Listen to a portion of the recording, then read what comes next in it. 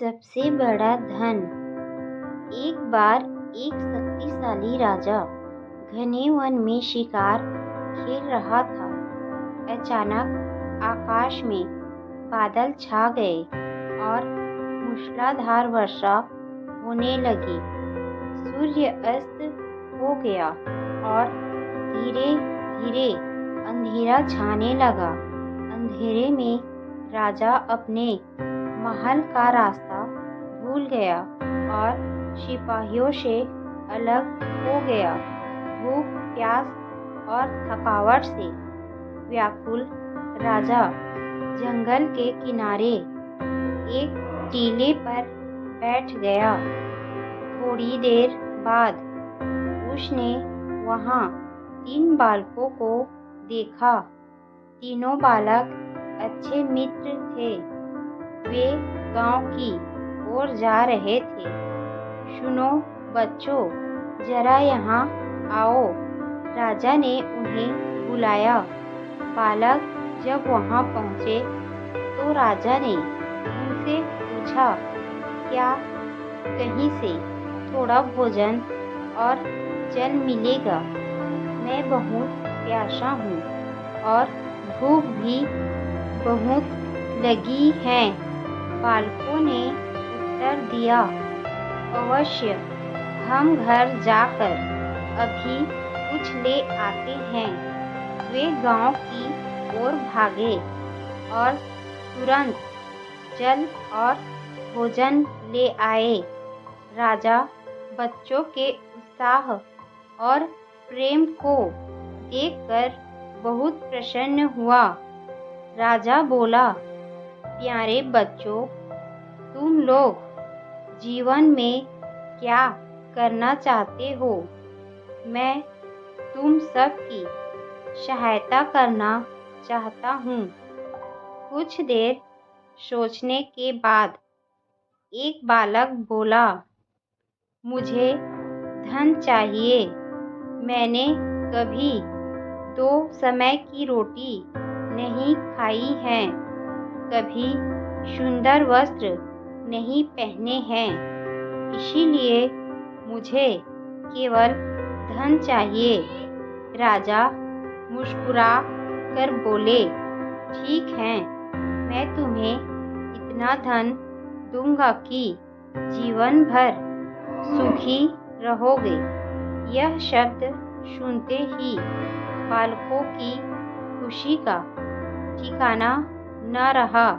दूसरे बालक ने बड़े उत्साह से पूछा, क्या आप मुझे एक बड़ा सा बंगला और घोड़ा गाड़ी देंगे? राजा ने कहा, अगर तुम्हें यही चाहिए तो तुम्हारी इच्छा भी पूरी हो जाएगी। तीसरे बालक ने कहा, मुझे न धन चाहिए, न ही बंगला गाड़ी। मुझे तो आप ऐसा आशीर्वाद दीजिए जिससे मैं पढ़ लिख कर विद्वान बन सकूं और शिक्षा प्राप्त होने पर मैं अपने देश की सेवा कर सकूं। तीसरे बालक की इच्छा सुनकर राजा बहुत प्रभावित हुआ। उसने उसके लिए उत्तम शिक्षा का प्रबंध किया। वह परिश्रमी बालक था, इसीलिए दिन रात एक करके उसने पढ़ाई की और बहुत बड़ा विद्वान बन गया। और समय आने पर राजा ने उसे अपने राज्य में मंत्री पद पर नियुक्त कर लिया। एक दिन अचानक राजा को वर्षों पहले घटी उस घटना की याद आई। उन्होंने मंत्री से कहा, वर्षों पहले तुम्हारे साथ जो 2 और बालक थे, अब उनका क्या हाल चाल है? मैं चाहता हूँ कि एक बार फिर मैं एक साथ तुम तीनों से मिलूं। अतः कल अपने उन दोनों मित्रों को भोजन पर आमंत्रित कर लो।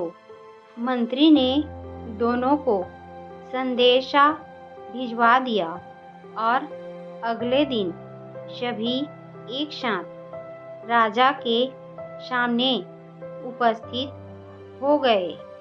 आज तुम तीनों को एक बार फिर एक साथ देखकर मैं बहुत प्रसन्न हूँ।